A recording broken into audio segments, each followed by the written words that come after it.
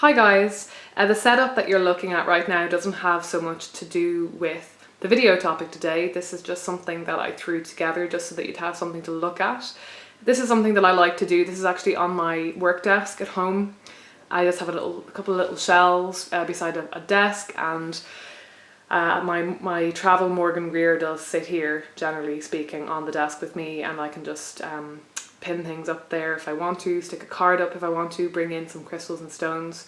But I'm not going to be talking about any of that today. I will be talking about the new decks that I've acquired at some point on the channel in the next couple of months. And if you want to hear more about my thoughts on crystals and stones and how I use them, particularly how I understand that to work for me as a naturalist and somebody who doesn't necessarily believe in crystal healing in the sense that most people understand it, then I'll link that video below. But I really just wanted to have a quick chat with you today about the question of spirituality or private, personal religious practice and personal development, and how those two things are quite intertwined in the spiritual community in general, not just the pagan community or the witchy community, but the spiritual community in general. And I just didn't feel like having my face on camera today, so that's why you're looking at this instead. I made a video about this really quite a while ago now. I think it must be a couple of years ago, and if I remember to do all this linking below, then I'll link that video down below as well.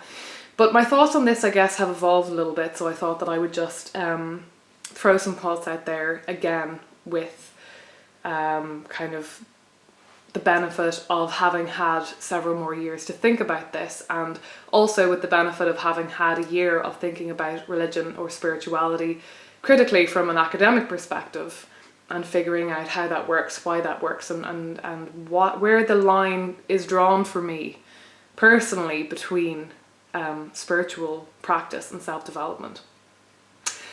I think especially when I first started to do things like read tarot and to get back into the more kind of mystical aspects of paganism, and because I came back to paganism through a very naturalistic, pantheistic route, and it took me a while to start embracing things like tarot and crystals and things like that are quite common in the community, because I was coming from such a naturalistic perspective.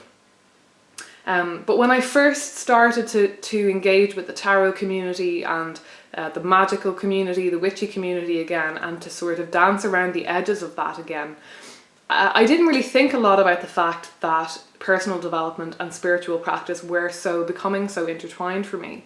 And it just struck me, I suppose, because if you don't think about it, it can just come to you as a very natural combination, because it is so rife in the community, that combination. It is just so commonplace. And then at some point during my evolution as a spiritual person, as a human being, I started to question that, and I went through a phase of really wanting to distinguish between the two and separate the two. I really wanted to get back to reverence. I really wanted to get back to separating my spiritual or religious practice from anything that looked too overtly like self-development. I kind of wanted to move away from doing things for their psychological benefit or for their physical benefit, and I wanted to get back to just being spiritual or religious for its own sake, for the sake of whatever it is that I consider to be divine.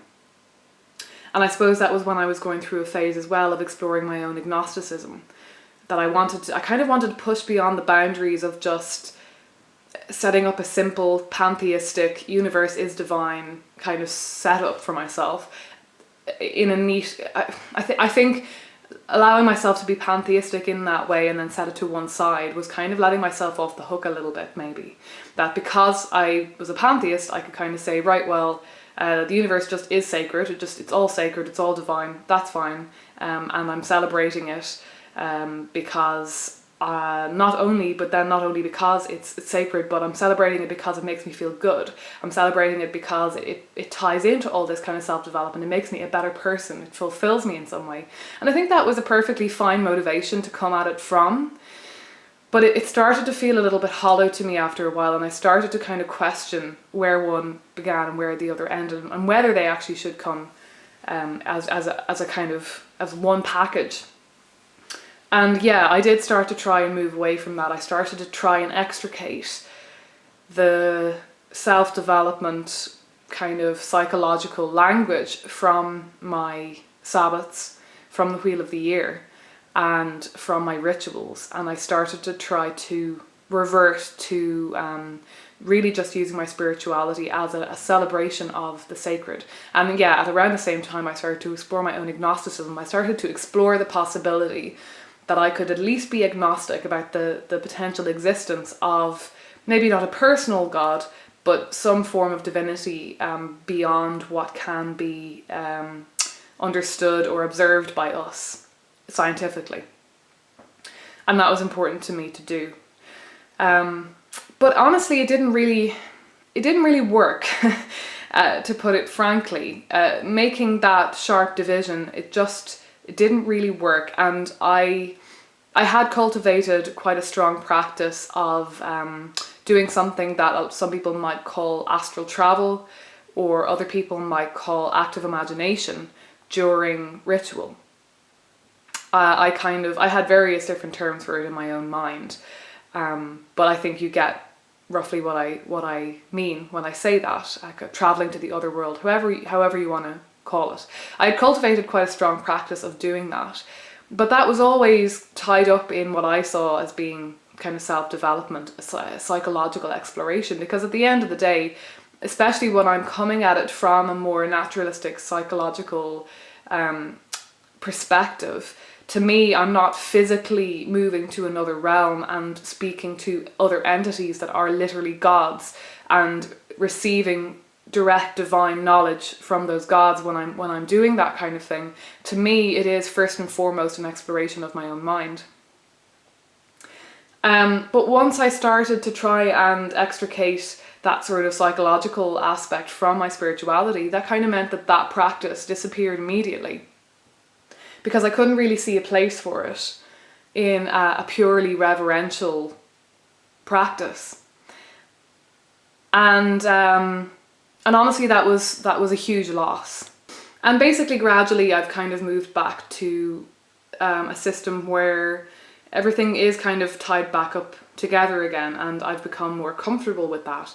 And I just wanted to talk about that a little bit. I think at the end of the day, from a naturalistic perspective, from a pantheistic perspective, in order to revere the divine, in order to contact the divine, in order to reach that space where the sacred can flood in, that really does require a lot of self-work, because it requires a lot of training.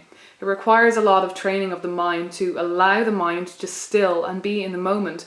And even if you're not looking at that in a mystical sense, that you're kind of transcending the mundane, or moving on to a different plane, or even altering your consciousness, even just learning and being in the habit of having those emotions and feeling those things, and getting your mind to a place where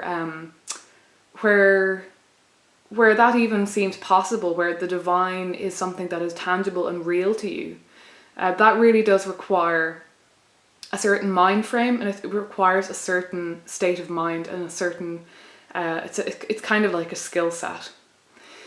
And then I think as well, the only way that we ever have, if we don't believe that we can interact directly with gods or a god, if we don't believe that we can directly talk to a personal god and receive messages directly from them, then the only means we have to access some bigger, greater power, the cosmos, the all out there, is through our own brains. It's our only access to the outside world, to the greater world. And I think that getting to know ourselves better, I've kind of come full circle to maybe a more in-depth understanding and appreciation of how getting to know ourselves better, trite as it may sound, it really is the only way to know the divine.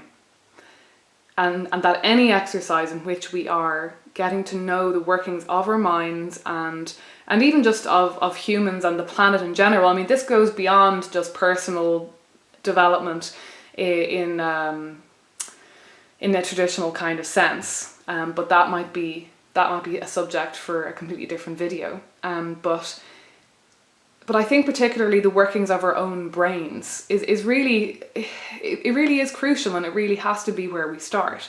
If that's how we understand all of our information to be coming from, if we understand our minds, our own minds or our own brains to be the filter through which everything is coming, and basically to be constructing everything. I mean, it's getting constructed through society from my perspective. First and foremost, everything is getting filtered through society. We are incredibly influenced by the society in which we have been raised, in which we're situated, and so on and so forth. But beyond that, everything is filtered through our own minds, our own brains. And if we're not allowing ourselves the space and time to actually tap into that and pay attention to what's going on in there, and to what's going on with us, and to what's happening with our own experience of life, of the universe, of everything, then what hope have we of actually interacting with the divine? None whatsoever.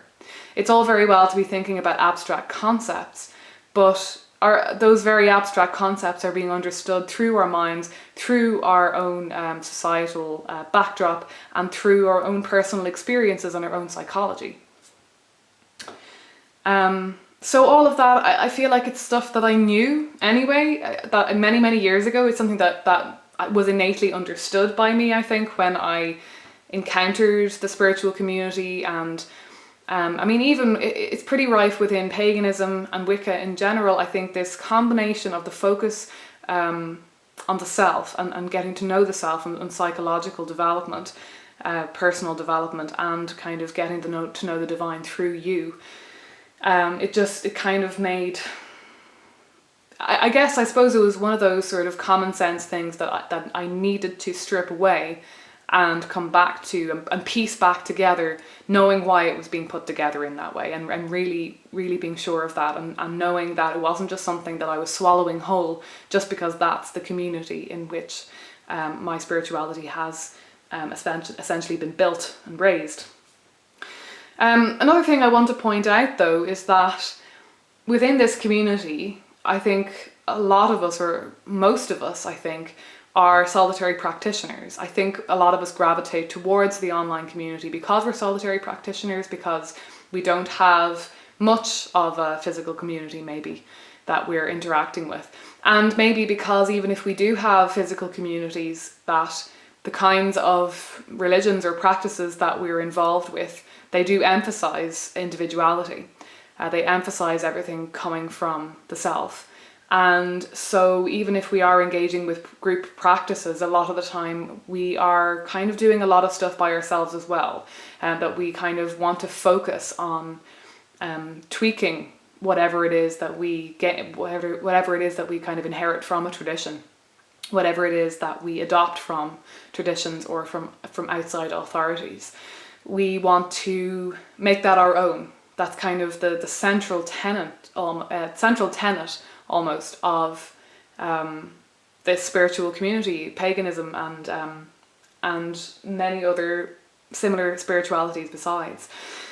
And because that is so important to us, it kind of makes sense that personal development would go hand in hand with that. And I think this is a whole other can of worms that I don't think I could even begin to address in this video. Questions of authority and spiritual practice is something that I have been focusing on a lot in my academic research, and it's extremely complex. It really, really is. And like I say, I think if I'm going to make a video on that, I'm going to have to think through my thoughts a little bit better before I start trying to talk about it on camera. But yeah, I think it makes sense that if we are engaging in practices that are focused on solitary practice, that are focused, I mean, they are therefore focused primarily on the individual communicating with the divine, or the individual connecting with the divine at their core, rather than the individual connecting with a group, with a religious group identity. And that is something that is quite different to traditional religion, because I think normally in traditional religions, it's the group identity that kind of comes first. That comes first and foremost, and then the individual relationship with the divine is kind of secondary to that. But when the individual relationship with the divine is what's being posited as the core aspect of the spiritual practice, it just kind of makes sense, doesn't it, that things like personal development and really engaging with your own psychology and really actually making an effort to work on that and understand yourself, and also just to better yourself, to work on your own happiness, to work on any sort of blocks that you have to personal happiness and personal fulfillment and attunement. It kind of makes sense that we would want to focus on that in order to best facilitate some sort of connection or communication with the divine. There's really so much more I could talk about on this topic, but I think I'm going to leave it there for now, and I'll kind of watch this video at some point and make any notes on things that I want to elaborate on further in a later video. But yeah, that just popped into my head. I just felt like turning on the camera and having a little chat with you guys about the thoughts that I had about that. And yeah, I hope you found that interesting. I hope you're all well, and I'll talk to you soon, I hope, with another video, and hopefully next time I will be organised enough to be making a video in daylight and maybe show you my face. Take care, guys.